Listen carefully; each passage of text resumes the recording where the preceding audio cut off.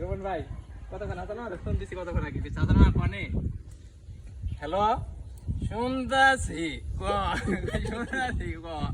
ওই তাহলে আর মাছ মারতে যাবা কখন দুই ভাই মাছ মার যত ডি হয় আর নিয়ে আসছিস বেচা দি মনে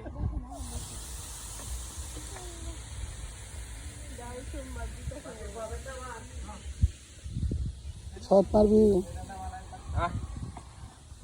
নিচে নামা নিচে নামলে কিছু হবে না আমি তো নিয়ে আনি না এখানে ধরো রে নামা রুম পড়বো না এর চেয়ে বড় পুকুর আর নানা গো বাড়ি ওইটাই নেমে ওই পিছে কিন্তু চশমা তো আমি চশমা